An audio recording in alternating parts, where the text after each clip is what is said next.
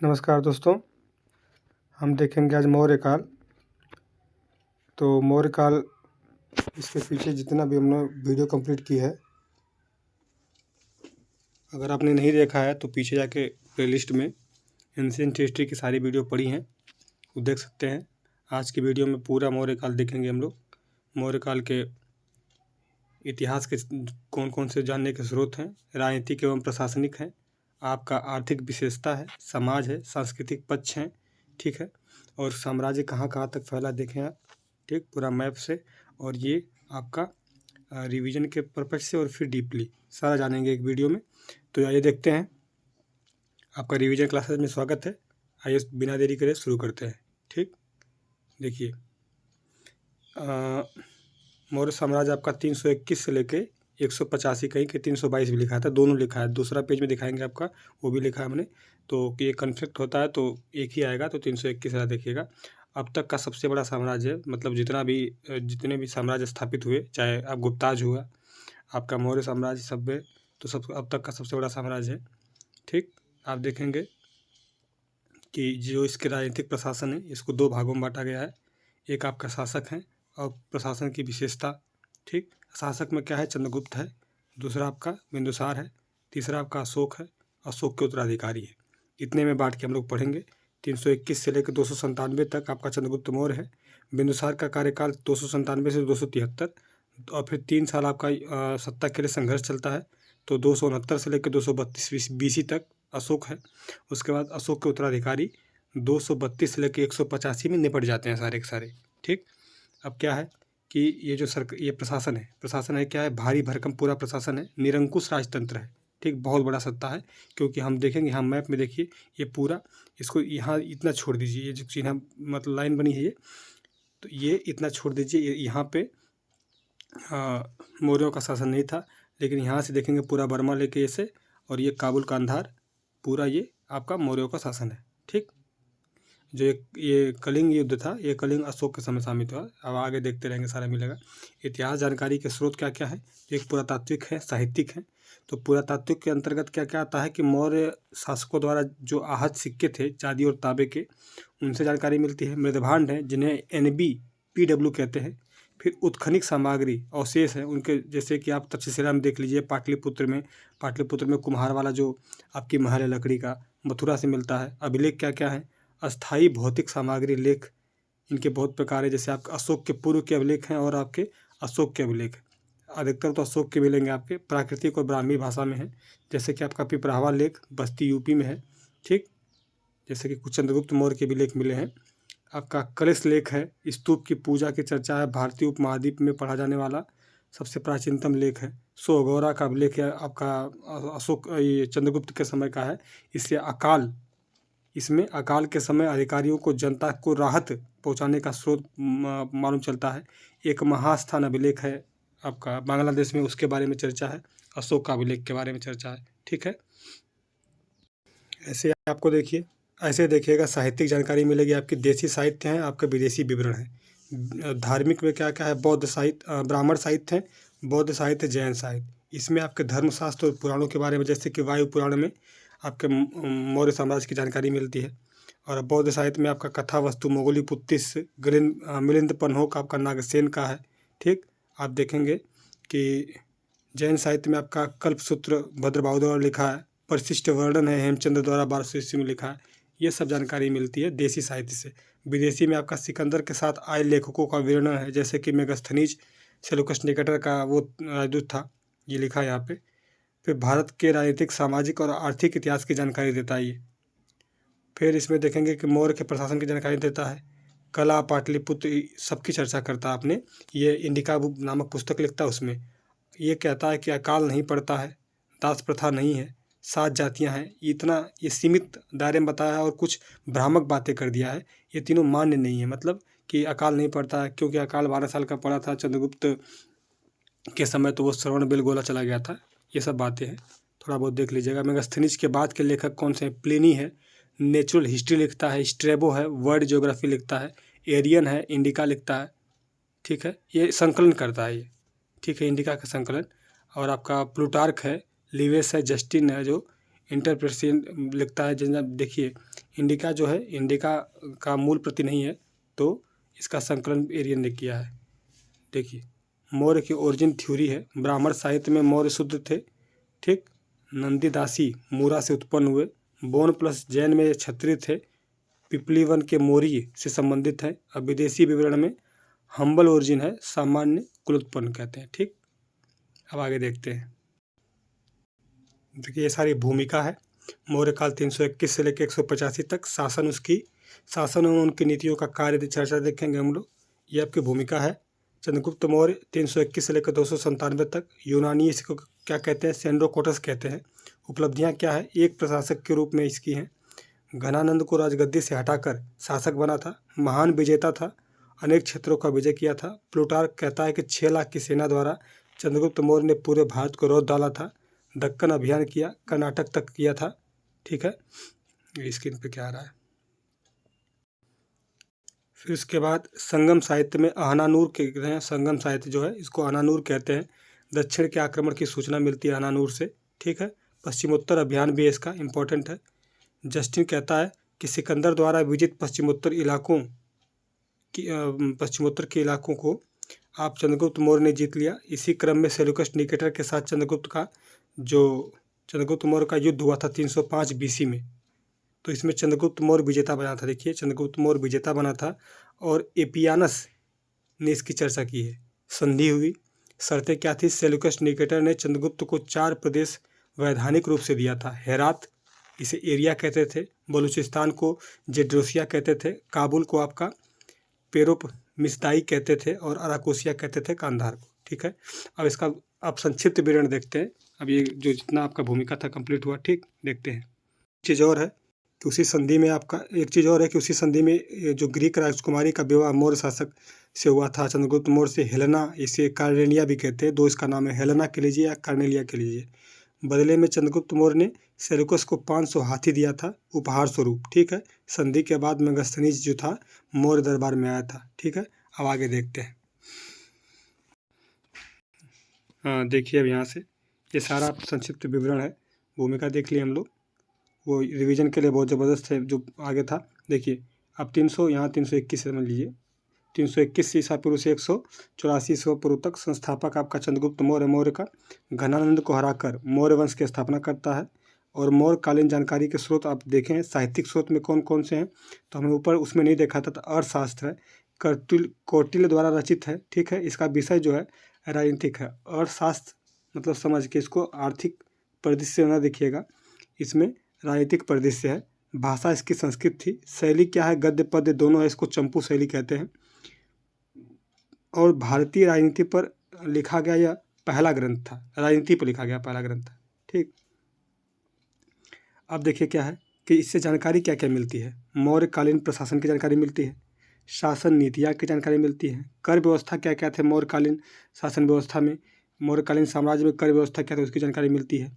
सैन्य व्यवस्था क्या थी जो चंद्रगुप्त मौर्य था या मौर्यकालीन जो प्रशासन में सैन्य व्यवस्था किस प्रकार की थी उसकी जानकारी मिलती है। अर्थशास्त्र की तुलना किससे करते हैं? तो जो मैकियावेली की द प्रिंस है उससे अर्थशास्त्र की तुलना करते हैं। और विश्व राजनीति का प्रथम ग्रंथ था कौन सा? ये मैकियावेली का द प्रिंस, ठीक है। इसीलिए चाणक्य को भारत का मैकियावेली कहा जाता है, ठीक। अरस्तु एक लेखक है, अरस्तु, उसकी पुस्तक का नाम है द पॉलिटी। देखिए अर्थशास्त्र की खोज कब हुई थी? 1905 में तंजौर के एक ब्राह्मण, इनका नाम याद रखिएगा, भट्ट स्वामी पूछ सकता है, ने मद्रास के पुस्तकालय अध्यक्ष को, जो कौन अध्यक्ष का था उनका नाम था प्रोफेसर श्याम शास्त्री, एक पांडुलिपि मतलब हाथ से लिखी हुई, तो पांडुलिपि भेंट की थी। वही अर्थशास्त्र आपका संकलन हुआ था 1906 से 9 में। जो प्रोफेसर राम शास्त्री जी थे, इसकी कई जो लिपियां थी इनको समाचार पत्रों में प्रकाशित करवाया था। 1909 में क्या हुआ कि संस्कृत भाषा में और 1915 में अनुवादित और प्रकाशित की गई, ठीक है। 1909 में संस्कृत भाषा में और 1915 में भी अनुवादित भाषा में प्रकाशित की गई। देखिए अब क्या होता है आगे कि 1924 में कुल इसके 4 संस्करण अंग्रेजी भाषा में प्रकाशित हुए। चौथा संस्करण सबसे ज़्यादा प्रामाणिक माना जाता है। अर्थशास्त्र के बारे में जानते हैं। इसके जो भाग या अध्याय को अधिकरण कहते हैं।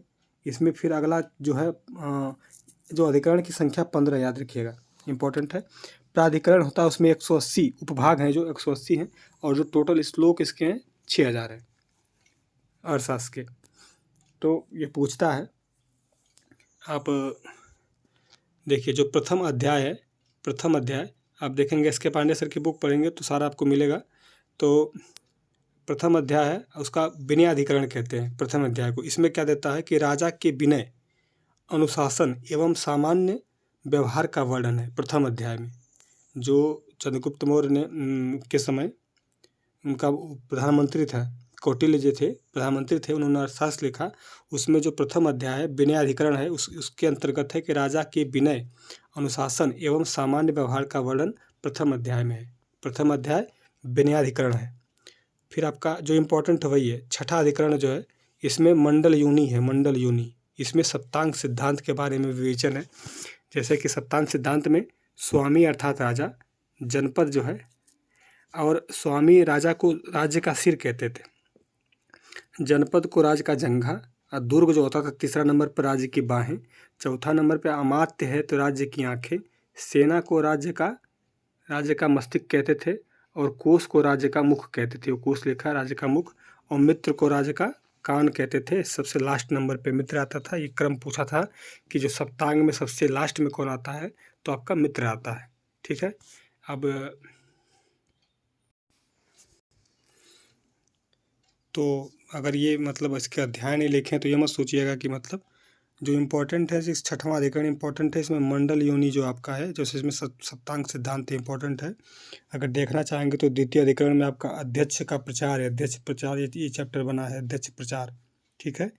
ऐसे ही देखना चाहेंगे आप, और अध्यक्ष प्रचार के अंतर्गत जो 26 अध्यक्ष आते थे उनके बारे में, तीसरे में आपका धर्मस्थी है, चौथे में कंटक शोधन है, पाँचवें में योग वृत्त है, छठवें में आपका देख ही लिए है मंडल योनि है, सातवां में आपका क्या है सांड युग गुण है, आठवें में आपका व्यसनाधिकारिक है, नौवां में आपका अभिश्यास कर्म कहते हैं, फिर 10वें में आपका संग्रामिक है, 11वें में संघवित्त है, 12वें में आबलिस है, 13वां में आपका दुर्गलभ है। ऐसे सब बहुत सारे हैं। ठीक, आगे देखिए। अब नोट क्या मिलता है देखिएगा।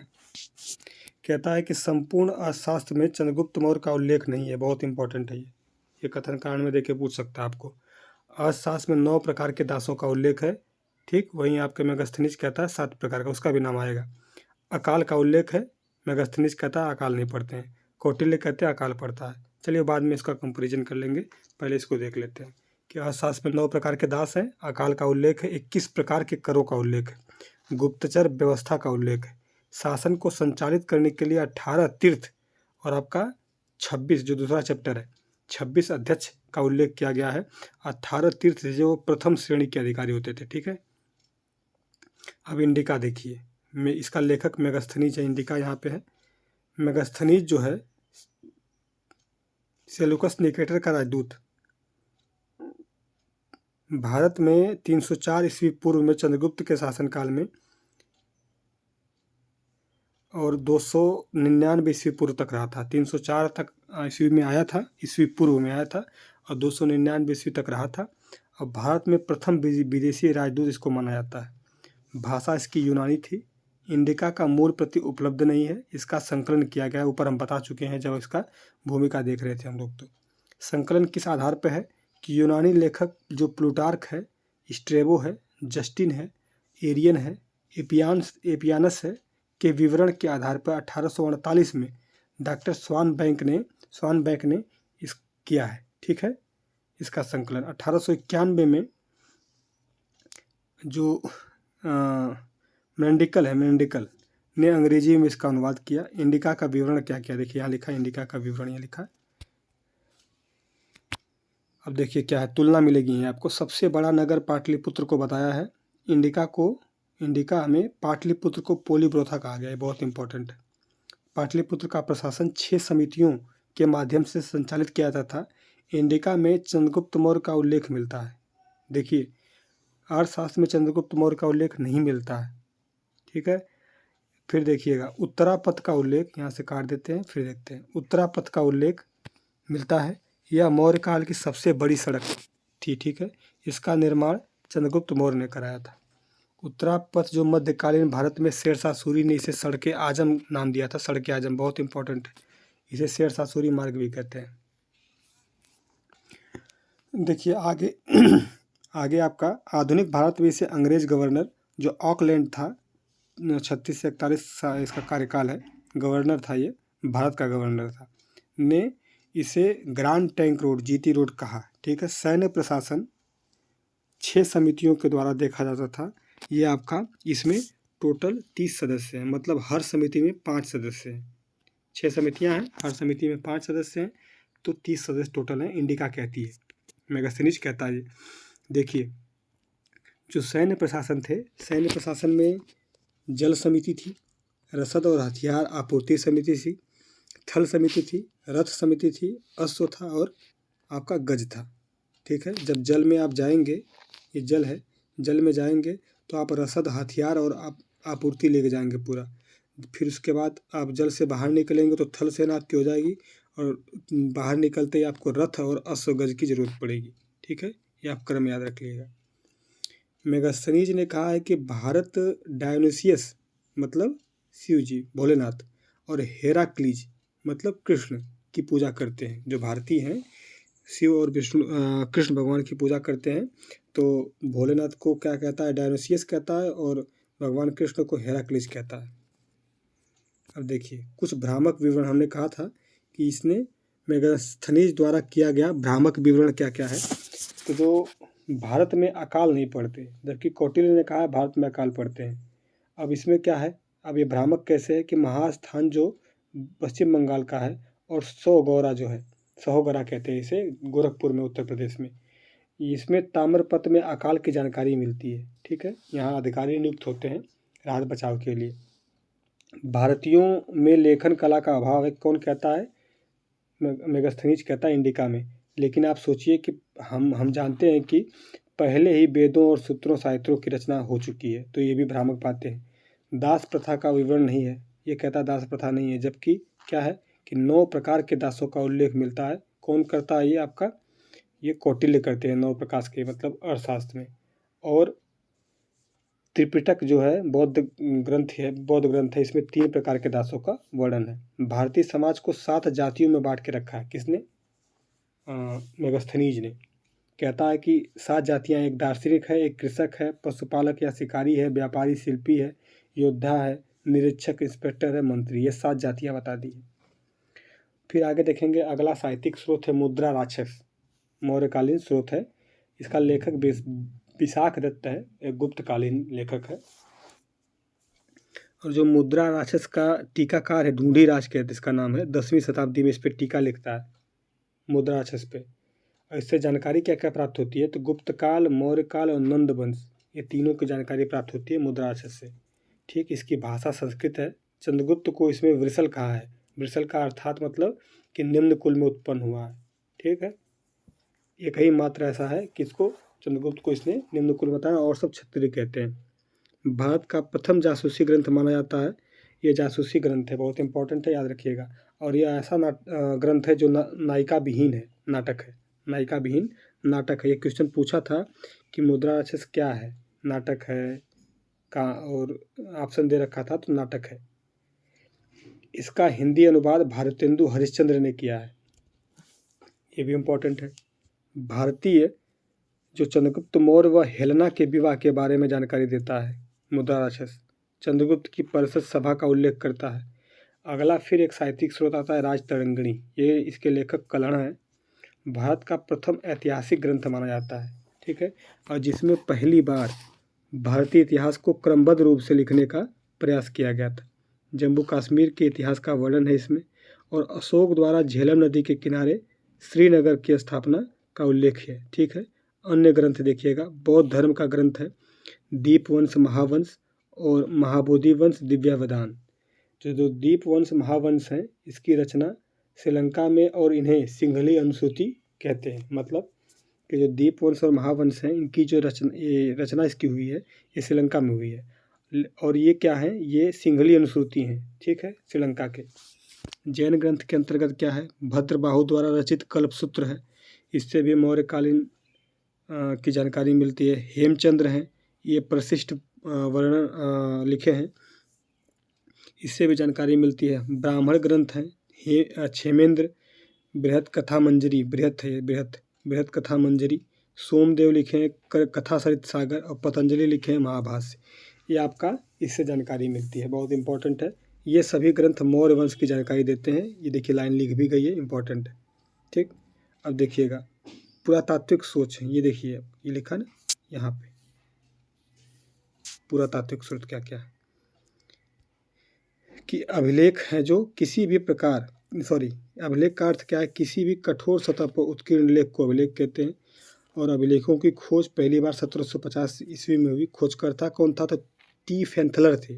ठीक है, और दिल्ली मेरठ स्तंभ लेख को पहली बार खोजा था, प्रथम बार, और 1837 में इसको पढ़ा गया था। देखिए 1750 में इसको खोजा गया, लेकिन जो जेम्स प्रिंसप हैं, ये लिखा है, देखिए यहाँ पे थोड़ा कलर चेंज कर ले, ये जेम्स प्रिंसप, ये पहली बार 1837 में इसको पढ़ा था।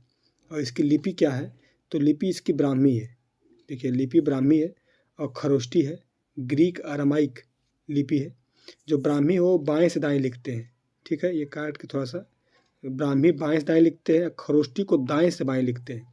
और जो ग्रीक और अरामाइक हैं, ये यूनानी लिपियां हैं, याद रखिएगा यूनानी लिपियां हैं, और उर्दू की तरह लिखी जाती हैं।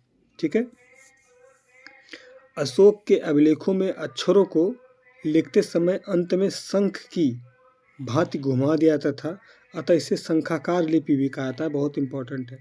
इसकी भाषा क्या थी, प्राकृतिक थी। प्राकृतिक मतलब अर्धमागधी। ठीक है, अब देखिए कुछ ब्रैकेट में लिखा इंपॉर्टेंट है कि मौर्य काल में पहली बार गुहा अभिलेख स्थापत्य कला का जन्म हुआ। जैसे में आप देखेंगे कि लोमेश, हर्ष और बादामी की जो गुफाएं हैं बिहार में, जीवक संप्रदाय को दी थी अशोक ने, उसके बारे में लिखा है। अभी आगे मिलेगा सब। अभिलेख देखिए क्या है, एक शिला अभिलेख है, शिलालेख है, और आपका स्तंभ लेख है, और गुहा अभिलेख है। ठीक है, तो शिलालेख के अंतर्गत देखिए दो तरह के, एक बृहद शिलालेख आता है और आपका दूसरा आता है लघु शिलालेख। तो जो बृहद शिलालेख है वो, इसकी संख्या तो 14 है, लेकिन 8 स्थानों पे 14 प्राप्त होते हैं, 8 स्थानों पे। ठीक है, जो लघु शिलालेख है वो 17 स्थानों से प्राप्त होते हैं, और इसमें 1-2 लाइन ही उत्कीर्ण है। देखिए फिर स्तंभ लेख में, इसमें भी बृहद शिलालेख का स्तंभ है, संख्या 7 है और 6 स्थानों से प्राप्त है। और लघु में आपके 5 स्थानों से प्राप्त है, 1-2 लाइन इसमें उत्कीर्ण है।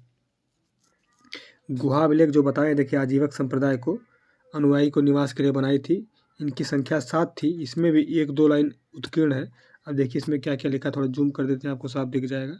देखिए अशोक ने 3 गुफा बनवाया था, 3 गुफा बनवाया था, और दशरथ इसका पौत्र था, उसने 4 बनाया था।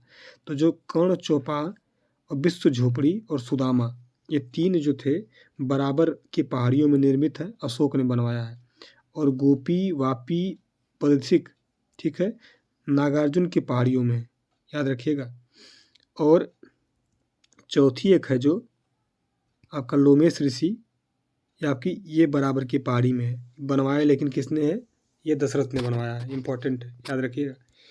दशरथ नागार्जुन की पहाड़ी में 3 बनवाता है, गोपी, वापी और पदतिक। ठीक, लेकिन जो कर्ण चौपाण, विश्व झोपड़ी, सुदामा अशोक बनवाता है, उसी बराबर की पहाड़ियों में लोमेश ऋषि जो गुफा बनवाता है, लोमेश ऋषि गुफा, ये दशरथ बनवाता है बराबर की पहाड़ियों में। ठीक है, अब देखिएगा थोड़ा सा जूम आउट कर लेते हैं। अब देखिए इसके बारे में थोड़ा सा समझते हैं, जूम आउट रहेगा सही रहेगा।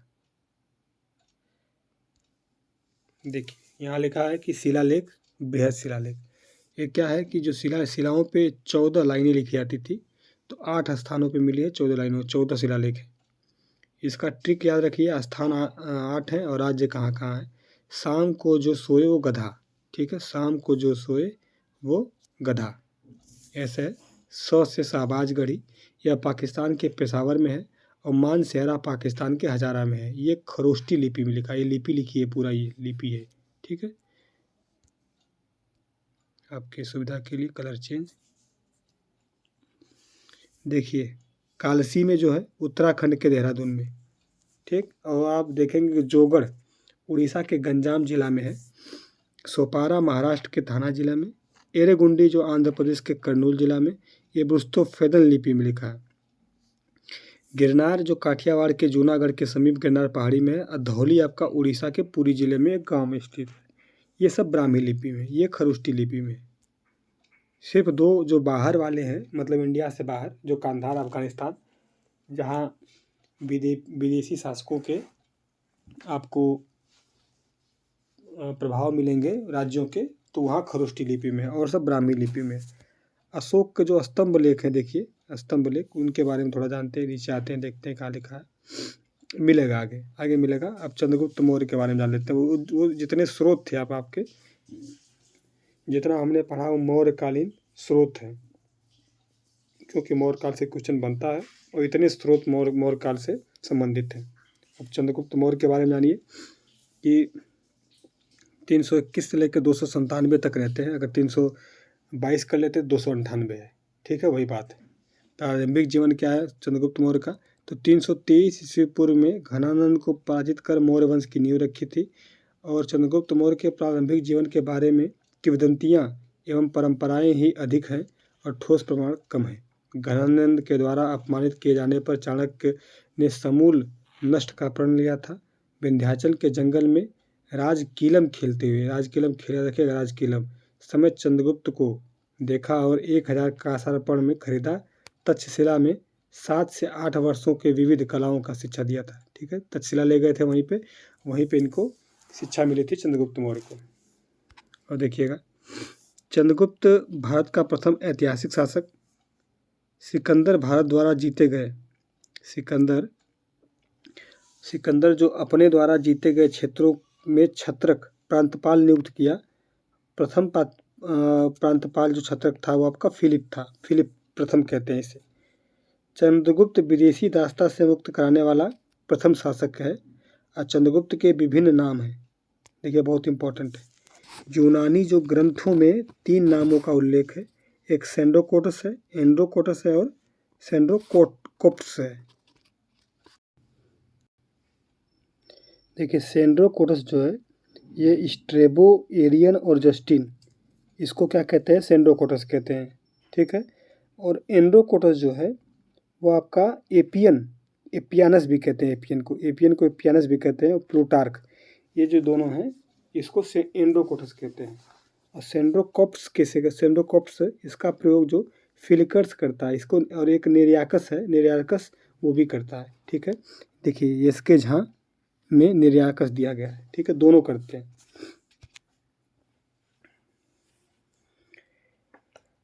लिखा है कि 28 फरवरी 1793 में रॉयल एशियाटिक सोसाइटी की सम्मुख जो सर विलियम जोन्स ने बताया कि ये तीनों नाम चंद्रगुप्त मौर्य के ही हैं। चंद्रगुप्त मौर्य ने सर्वप्रथम पंजाब को जीत लिया, उसके पश्चात सिंध पर भी सत्ता हासिल की थी। इम्पोर्टेंट है।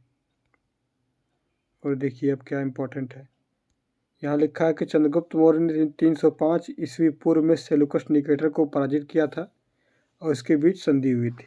हम लोग ऊपर देख चुके हैं भूमिका में कि सेल्यूकस ने अपने 4 प्रांत चंद्रगुप्त को दिए थे। अराकोसिया कंधार, पेरीपेनिस डाई काबुल को कहते हैं, एरिया हेरात और जेड्रोसिया बलूचिस्तान, इसे मकरान तट पे है। ये बहुत इंपॉर्टेंट है। अपनी पुत्री हेलेना, जिसे कार्नेलिया भी कहते हैं, का विवाह चंद्रगुप्त मौर्य से किया था और यह भारत का प्रथम अंतर्राष्ट्रीय विवाह माना जाता है। सेल्यूकस ने अपने एक राजदूत जो था आपका मेगास्थनीज, चंद्रगुप्त मौर्य के दरबार में नियुक्त किया था। भारत में प्रथम नियुक्त जो विदेशी राजदूत है वही है। 500 हाथियों को चंद्रगुप्त मौर्य ने सेल्यूकस को दिया था। ये सब देख चुके हैं। अब देखिएगा कि चंद्रगुप्त मौर्य ने अपने सौराष्ट्र के गवर्नर पुष्यगुप्त वैश्य को आदेश देकर सुदर्शन झील का निर्माण करवाता है। और 312 ईस्वी पूर्व मगध में अकाल पड़ता है। 12 वर्षों का अकाल पड़ता है, इसकी जानकारी मिलती है कौटिल्य के अर्थशास्त्र। देखिए 2 जैन मुनि, एक भद्रबाहु है, स्थूलभद्र है। और जो भद्रबाहु शिष्यों को लेकर दक्षिण भारत चले जाते हैं, जब वो अकाल पड़ता है तब की बात है। और जो स्थूलभद्र रहते हैं आपका मगध में ही रह जाते हैं। अब कैसे आप याद करेंगे? मान लीजिए दोनों में एग्जाम में आ गया तो कन्फ्यूजन आ गया। तो भद्रबाहु, भ से भद्रबाहु, भद्रबाहु भाग गए, भद्रबाहु भाग गए। स्थूल मतलब होता है वहीं रुकना, स्थूल। तो रुकना मतलब क्या होता है, स्थूल मतलब छोटा होता है। जैसे भद्रबाहु एक याद रखिएगा, भद्रबाहु भाग गए तो स्थूल भद्र वहीं रुक जाएंगे। ठीक है। अब ये लिखा है ब्रैकेट में, चंद्रगुप्त की पत्नी जो थी हेलेना, हेलेना का पुत्र जो था जस्टिन था। चंद्रगुप्त पत्नी हेलेना का पुत्र जस्टिन, ये लिखा है, देख आगे मिलेगा। 300 ईस्वी पूर्व प्रथम जैन सभा का आयोजन पाटलिपुत्र में हुआ था। 300 ईस्वी पूर्व। जैन धर्म को 2 भागों में विभाजित कर दिया गया, दिगंबर और श्वेतांबर। ठीक है। दिगंबर आपका भद्रबाहु, दिक्धनंबर नग्न अवस्था में, दिशाएं जिनका वस्त्र हो, लिखा है दिशाएं जिनका वस्त्र हो इसे दिगंबर कहते हैं। श्वेतांबर स्थूल भद्र इसको अपनाते हैं। श्वेतांबर सफ़ेद वस्त्र धारण करने वाला, संभूति विजय, स्थूल भद्र को ही संभूति विजय कहते हैं। 298 ईस्वी पूर्व में चंद्रगुप्त मौर्य जो जैन मुनि भद्रबाहु के साथ आपका दक्षिण भारत श्रवण बेलगोला गए, वहीं संलेखना या संथारा विधि से आपका शरीर त्यागा चंद्रगिरी पर्वत पे। ठीक है। अब देखेंगे बिंदुसार के बारे में। बिंदुसार आपका 298 से या 297 से 272 ईस्वी तक रहता है। ठीक है।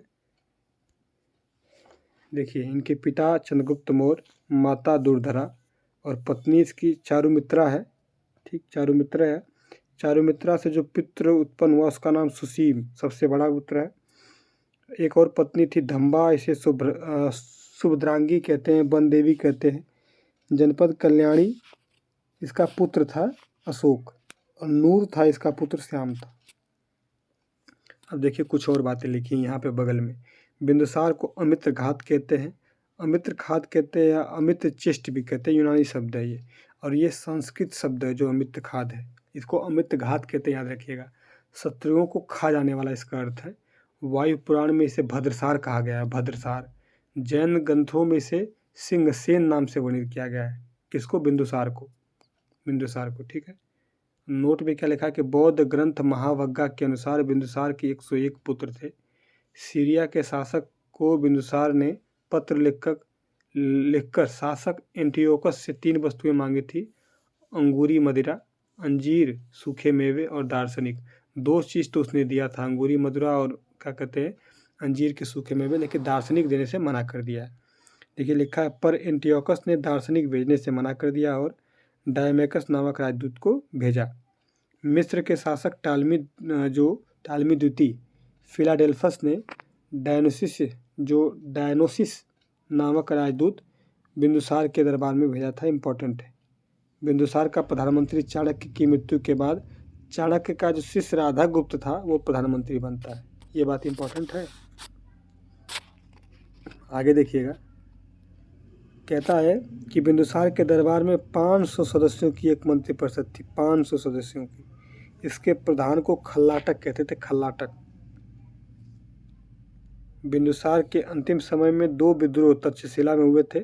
प्रथम बार अशोक को भेजा गया, ये सफल था, लेकिन दूसरी बार जो विद्रोह हुआ था, सुसीम गया था, वो असफल था। अशोक का देखिए कार्यकाल आ गया 273 या 272 से लेके 232 ईस्वी पूर्व, 41 वर्ष तक ये माना जाता है प्रथम राजनीतिक परिदृश्य से। और एक है आपका 269 राज्याभिषेक कर लेता है, तो उससे 231 तक या 232 तक। ठीक है। 37 वर्षों का कार्यकाल माना जाता है। लिखा है क्या, प्रथम राज्याभिषेक के आधारों पर और भाइयों के मतलब जो संघर्ष होता है उसके बारे में। देखिए, पिता इसका बिंदुसार, माता धम्मा है। राज्याभिषेक के 8वें वर्ष तक नाम इसका चंडाशोक या कामाशोक था। 9वें या से 27वें वर्ष तक धम्माशोक था। 28 से लेकर 41 वर्ष तक अज्ञात है। शासक बनने से पूर्व उज्जैन का गवर्नर था। शासक बनने से पूर्व ही खस मतलब हिमालय का तराई क्षेत्र नेपाल पर विजय प्राप्त की थी। शासक बनने से पहले महत्वाकांक्षी व्यक्ति था। सिंघली अनुसूचियों के अनुसार अशोक ने 4 वर्षों तक उत्तराधिकार के लिए युद्ध लड़ा था। 99 भाइयों की हत्या की, राज्याभिषेक फिर किया था। निस्य नामक भाई को जीवित छोड़ा था। किंवदंतियां हैं ये। कलिंग का युद्ध कब होता है इसकी जानकारी देखिएगा। 261 ईसा पूर्व में राज्याभिषेक के 8वें वर्ष आपका कलिंग का युद्ध होता है। इसके बारे में थोड़ा जानते हैं।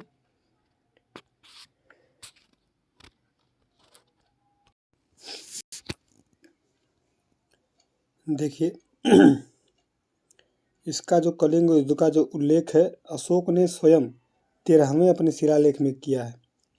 युद्ध का कारण क्या था? कलिंग की स्वतंत्रता। कलिंग एक स्वतंत्र राज्य था अशोक के समय। युद्ध का कारण है आर्थिक व्यापारिक कारण है। दक्षिण पूर्वी एशिया के साथ जो व्यापारिक मार्ग है उसमें जाने के लिए अशोक को उसका विजय करना मतलब अनिवार्य था उसके लिए, क्योंकि आंध्र प्रदेश तत्कालीन उड़ीसा आंध्र प्रदेश समझिए उड़ीसा ही। देखिए हाथी गुम्फा के अनुसार कलिंग शासक नंदराज ने बिंदुसार को अपमान किया था, उसका बदला लेने के लिए किया था। कलिंग युद्ध के बाद प्रशासन केंद्र जो था दो भागों में बटा। एक उत्तरी केंद्र धौली और दक्षिणी केंद्र आपका जौगढ़। उत्तरी केंद्र की राजधानी तोसली बनती है। समस्त प्रशासन तोसली के राजकुमारों को सौंप दिया गया था। अन्य तथ्य क्या हैं इसके, थोड़ा सा जूम कर लेते हैं। कल्हड़ की राज तरंगिणी के अनुसार अशोक ने झेलम नदी के किनारे श्रीनगर की स्थापना की थी। नेपाल में ललित पाटन देवपाटन नामक नगर बसाया था। अशोक व बौद्ध धर्म देखिएगा उल्लेख क्या है दीपवंश और महावंश में। अशोक अपने शासन के चौथे वर्ष में निग्रोथ सुसीम का जो पुत्र था नामक बौद्ध भिक्षु बालक से दीक्षित हुआ था। ठीक है, अभी हम लोग चंद्रगुप्त मौर्य और जैन देखेंगे थोड़ा सा, ये भी थोड़ा सा जिसका ब्रीफ रहेगा तो सही दिमाग में थोड़ा सा जल्दी क्लिक करेगा। देखिएगा कि अशोक मोगली पुत्तिस्य के प्रभाव में आकर पूर्णतः बौद्ध हो गया। ठीक है, तृतीय बौद्ध संगति का अध्यक्ष पाटलिपुत्र में ये था और इसी का शासनकाल था। मोगली पुत्तिस्य जो थे मोगली पुत्तिस्य ये तृतीय बौद्ध संगति के अध्यक्ष पाटलिपुत्र में जो हुआ था इसके अध्यक्ष थे। ठीक है, बौद्ध ग्रंथ दिव्यावदान के अनुसार उपगुप्त ने बौद्ध धर्म से अशोक को दीक्षित किया था। अशोक के शासन के 10वें वर्ष बोध गया था। अपने शासन के 10वें वर्ष बोध गया था और 20वें वर्ष वो लुम्बिनी की यात्रा की थी और धार्मिक कर से मुक्त किया। भूमि कर को 1/4 से घटाकर 1/8 कर दिया। जानकारी कहाँ से मिलती है? रुमन देय अभिलेख है जो उससे मिलती है। भबरू बैराठ का अभिलेख है, लघु शिलालेख है ये। बुद्ध धम्म संघ के प्रति आस्था 1840 में कैप्टन बर्ट ने इसको खोया था। कलकत्ता संग्रहालय में अभी भी सुरक्षित है। बौद्ध ग्रंथों का अंकन मिलता है। अशोक ने अपने पुत्र महेंद्र और पुत्री संघमित्रा को श्रीलंका बौद्ध धर्म के प्रचार हेतु भेजा था। ठीक है, और अशोक ने स्वयं ताम्रलिप्ति बंदरगाह पश्चिम बंगाल तक उसे छोड़ने गया था। अशोक का धम्म देखिए, धम्म की परिभाषा राहुलोवाद सुत मतलब बौद्ध ग्रंथ में है। अशोक के 2 व 7 जो स्तंभ लेख में इसका उल्लेख मिलता है। धम्म जो है साधु कियम च धम्मति, धम्म अच्छा है। धम्म क्या है? तो धम्म है साधुता, बहुत से कल्याणकारी अच्छे कार्य, पाप रहित होना, मृदुता, दूसरों के प्रति व्यवहार में मधुरता, दान दया तथा शुचिता, ये आपका धम्म है। नोट में क्या है कि राज तरंगिणी के अनुसार अशोक प्रारंभ में शैव अनुयायी था और अशोक उपासक बौद्ध धर्म का था। ये इंपॉर्टेंट है। अशोक के धम्म का मूल जो है लोक कल्याण था। अशोक के 13वें वर्ष धम्म महामात्र की नियुक्ति की थी। फर्स्ट शासक जिसने लोक कल्याणकारी राज्य की स्थापना की थी। प्रादेशिक युक्त और रज्जुक के प्रति 5वें वर्ष को लिखा है को प्रति 5वें वर्ष धम्म यात्रा का आदेश दिया था। ये शिलालेख में जानकारी मिलती है इसकी। तक्षशिला और उज्जैन के प्रति 3रे वर्ष। और देखेंगे कि अन्य महत्वपूर्ण तथ्य अब ये क्या कहना चाहता है, इसको हम देखिए बताना, डिफाइन करना। क्या कहता है कि जो प्रादेशिक और युक्त और रज्जुक हैं, ये प्रति 5वें वर्ष धम्म यात्रा करते हैं पूरे भारत में, जहाँ जहाँ अशोक का शासन रहता है। लेकिन 2 जगह ऐसे हैं, तक्षशिला है और उज्जैन है। इन दोनों जगह पे प्रति तीसरे वर्ष शासन करते, मतलब ये दौरा करते हैं। ठीक है, धम्म यात्रा करते हैं। कौन? प्रादेशिक, युक्त और रज्जुक। अन्य महत्वपूर्ण तथ्य क्या है कि कारुबाकी जो अशोक की पत्नी है, अशोक की रानी, तीवर की माता का अशोक के अभिलेखों में उल्लेख है। मौर्य वंश का अंतिम शासक बृहदत्त था, जिसकी हत्या पुष्यमित्र शुंग ने 185 ईस्वी पूर्व में की और आपका शुंग वंश की स्थापना की। अशोक के पौत्र दशरथ को अशोक द्वितीय कहा जाता है। मौर्यकालीन प्रशासन देखिएगा, उल्लेख इसका अर्थशास्त्र में प्राचीन भारत का सबसे विशाल नौकरशाही व्यवस्था थी। प्रशासन की प्रकृति केंद्रीय राजतंत्रात्मक थी। राजा सर्वोच्च था। शासन, न्याय, सेना में सर्वोच्च यही था। अर्थशास्त्र में मौर्य प्रशासन के सप्तांग सिद्धांत की जानकारी है, ऊपर देख चुके थे थोड़ा। राजा के जो 7 अंग हैं, राजा है, जनपद है, दुर्ग है, अमात्य है, कोष है, दंड है, मित्र है, ये आपका 7 के सप्तांग सिद्धांत है। ये अर्थशास्त्र में कौटिल्य ने कहा है कि राजा एक पहिए पर नहीं चल सकता है। जैसे मंत्रिपरिषद और मंत्रिण के बारे में जानकारी है कि जो मंत्रिपरिषद है, अशोक के अभिलेखों में मंत्रिपरिषद को परिसा कहा गया, परिसा। ठीक है, इनका जो वेतन है आपका 12,000 प्रवार्षिक है। राजा के 3 से 5 प्रमुख विश्वासपात्र लोगों को मंत्रिण का समूह होता था। इनके वेतन 48,000 पण वार्षिक होता था। ठीक है, मौर्यकालीन राजकीय मुद्रा पण थी। केंद्रीय प्रशासन, राजा की सहायता हेतु 18 व्यक्तियों का समूह था, जिसे क्या कहते थे, तीर्थ कहा जाता था। ठीक है, आगे देखिएगा। तीर्थ, इसमें प्रधानमंत्री और पुरोहित सबसे प्रमुख थे।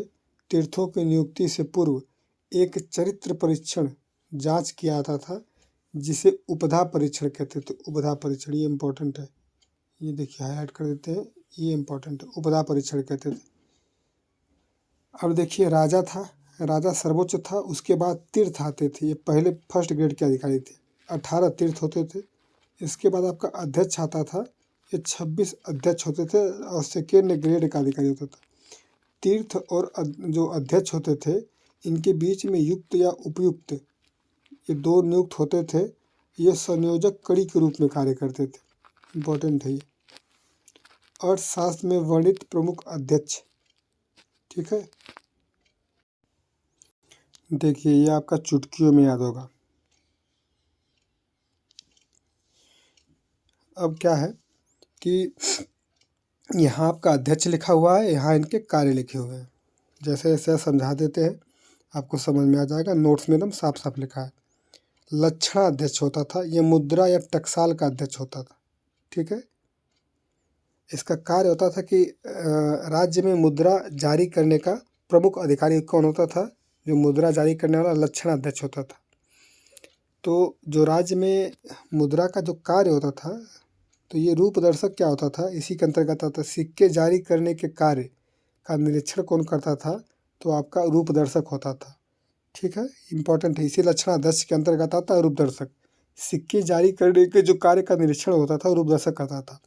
और एक टकसाल है, इसके अंतर्गत ये इसके अंतर्गत लक्षणाध्यक्ष के सौवाणिक नामक अधिकारी आता था, सौवाणिक। ठीक है, और जो टकसाल का अध्यक्ष होता था, तो इन सबके ऊपर लक्षणाध्यक्ष होता था। देखिए दूसरा आता था पणाध्यक्ष। जो पणया अध्यक्ष होता था, आपका वाणिज्य और व्यापार विभाग का अध्यक्ष। पणया मतलब पण, उसमें कासार पण चलते थे ना, तो पण्य मतलब पणया अध्यक्ष। तो ये वाणिज्य और व्यापार विभाग से पणया। पोतवा आपका माप तौल से संबंधित पोतवा था। ठीक, कुप्या अध्यक्ष, कुप्या वनों का अध्यक्ष को कुप्या कहते थे, कुप्या। शुल्काध्यक्ष, ये चुंगी वसूलने वाला और व्यापार कर वसूलने वाला अध्यक्ष आपका शुल्काध्यक्ष होता था। सूत्राध्यक्ष, सूत मतलब कताई बुनाई का विभाग और वस्त्र उत्पादन का अध्यक्ष कौन था? सूत्राध्यक्ष। सीताध्यक्ष, इंपॉर्टेंट है, राजकीय कृषि विभाग का अध्यक्ष। सुरा, सुरा नहीं होता सुरा, पीने वाला दारू, या आबकारी विभाग का सुर।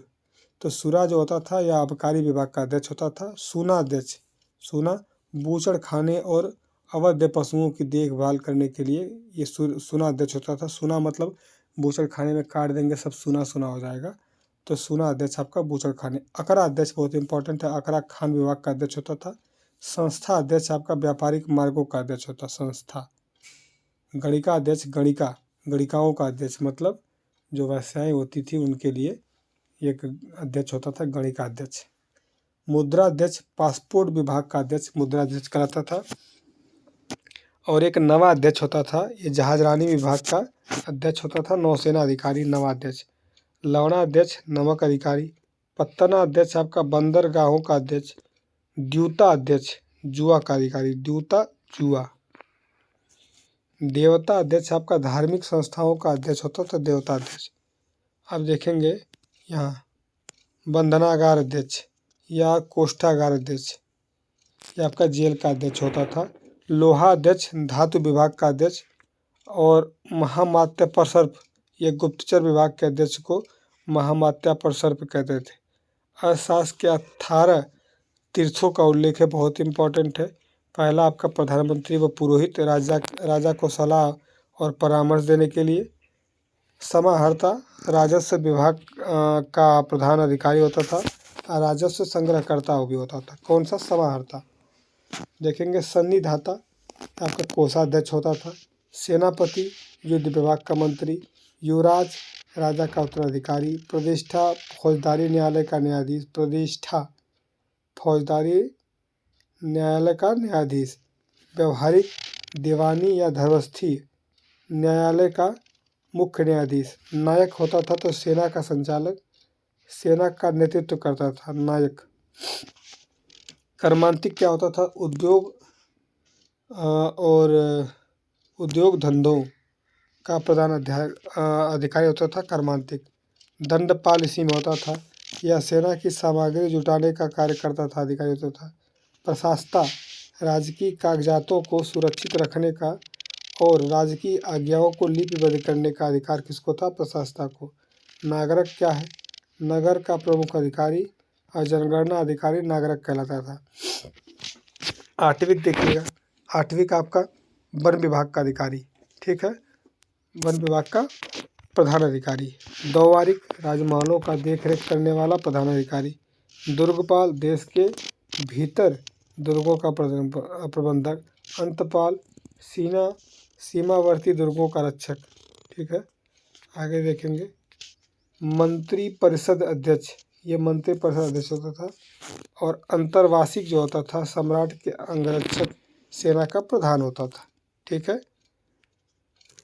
अब हमारा बचा प्रांतीय प्रशासन मौर्य काल का। एक वीडियो और बनेगी, 2 घंटे की वीडियो हो सकती थी, 1 घंटे तबीयत सही नहीं है इस समय, तो अगली नेक्स्ट वीडियो में देख लेंगे प्रांतीय प्रशासन। ये बचा है और अशोक के शिलालेख बचे हैं, वो कंप्लीट हो जाएगा। वीडियो अच्छी लगती है तो लाइक करें, शेयर करें, सब्सक्राइब करें। तब तक के लिए धन्यवाद। जय हिंद।